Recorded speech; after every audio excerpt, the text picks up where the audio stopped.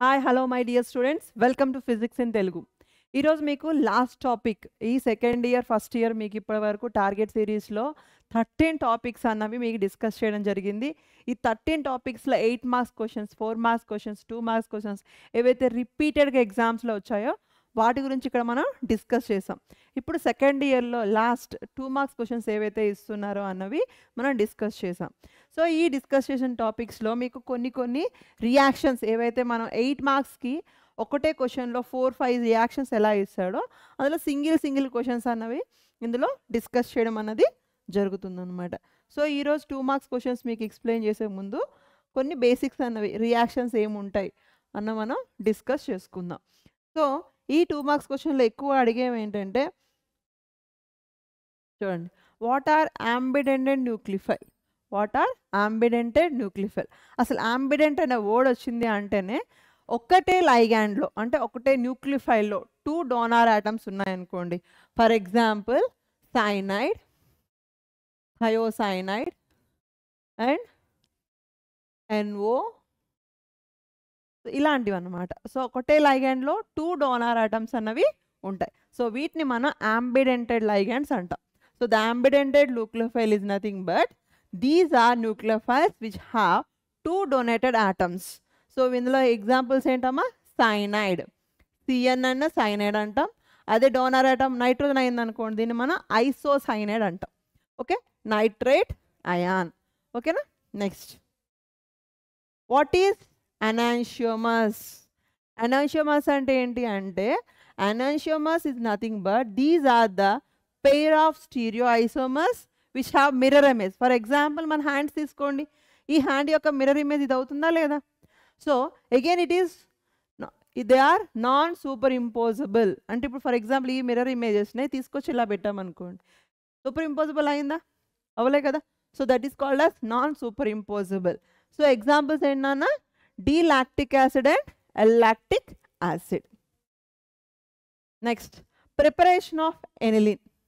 ఈ ఎనిలిన్ అంటే ఏంటి మై డియర్ స్టూడెంట్స్, బెంజీన్ పైన ఇవి బాగా గుర్తుపెట్టుకోండి, బెంజీన్ పైన NH2 ఉంటే ఎనిలిన్ అంటాం.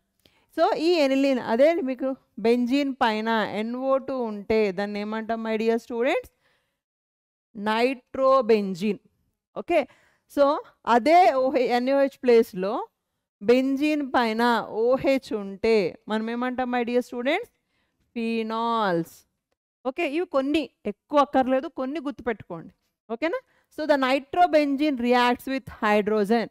సో ఈ నైట్రోబెంజన్ తీసుకొని దేంతో రియాక్ట్ చేశాడమ్మా, hydrogen. It is nothing but reduction process in presence of palladium. Palladium అంటే మీకు nickel, platinum, palladium and platinum ఇవన్నీ D8 సిరీస్లో D బ్లాక్ ఎలిమెంట్స్లో ఉంటాయి. ఇవన్నీ మన రిడక్షన్కి యూజ్ చేస్తాం, Raney nickel, palladium and platinum. So ఇవి ఏం చేస్తాయి మై డియర్ స్టూడెంట్స్, NO2ని ఆక్సిజన్ని రిమూవ్ చేసి హైడ్రోజన్ని యాడ్ చేస్తాయి. So oxygen remove or hydrogen addition is called as reduction. So ఇక్కడ జరిగి రిడక్షన్ జరిగి ఏం వచ్చింది మై డియర్ స్టూడెంట్స్, ఎనిలిన్ అన్నది వచ్చింది. So the nitrobenzene undergoes reduction in presence of palladium and hydrogen, we get aniline. So ఈ NH2 అనేది ఎక్కడైనా రాయొచ్చమ్మా, మన కన్వీనియన్స్ కోసం పైన రాస్తారు, ఎక్కడైనా రాసుకోవచ్చు. Next, how is Grignard reagent preparation. Grignard reagent అంటే మీరు గుర్తుపెట్టుకోండి, RMgX alkyl magnesium halide. Alkyl magnesium halide is called as Grignard reagent. ఈ ఆల్కైల్ ప్లేస్లో ఆర్ ప్లేస్లో ఆల్కైల్ అయినా ఉండొచ్చు, like aryl means benzene containing అయినా ఉండొచ్చు. ఆలిఫాటిక్ ఉంటే ఆల్కైల్ అంటాం, ఆరోమాటిక్ ఉంటే అరైల్ అంటాం. These halides reacts with magnesium in presence of diethyl ether we get alkyl magnesium halide.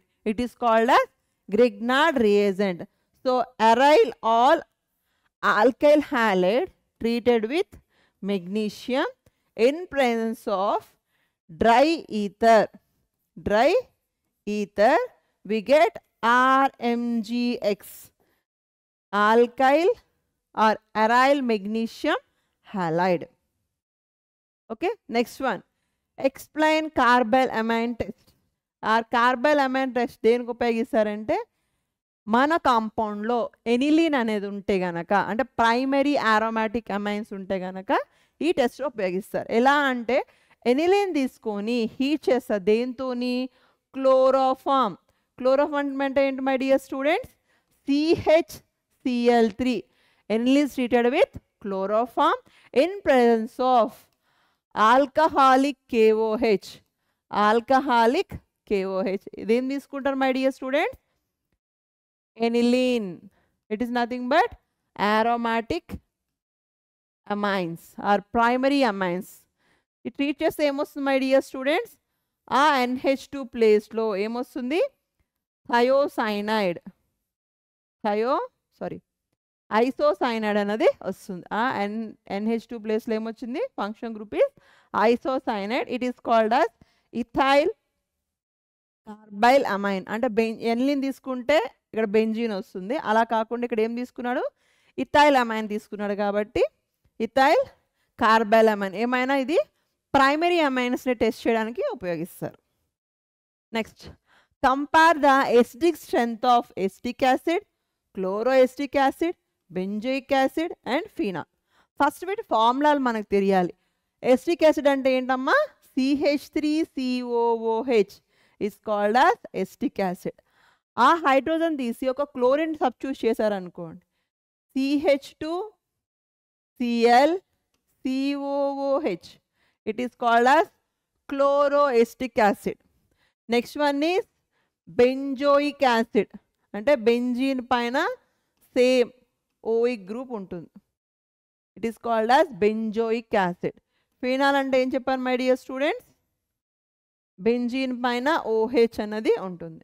So వీటి యొక్క ఎసిడిక్ స్ట్రెంగ్త్ ఎలా ఉంటుంది అంటే, the acidic strength is first chloroacetic acid is the first priority, next one is benzoic acid, next one is acetic acid, next one is phenols.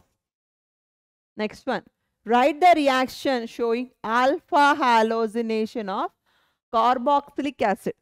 ఇది ఎలా అంటే HVZ reaction అంటాం. HVZ is nothing but hell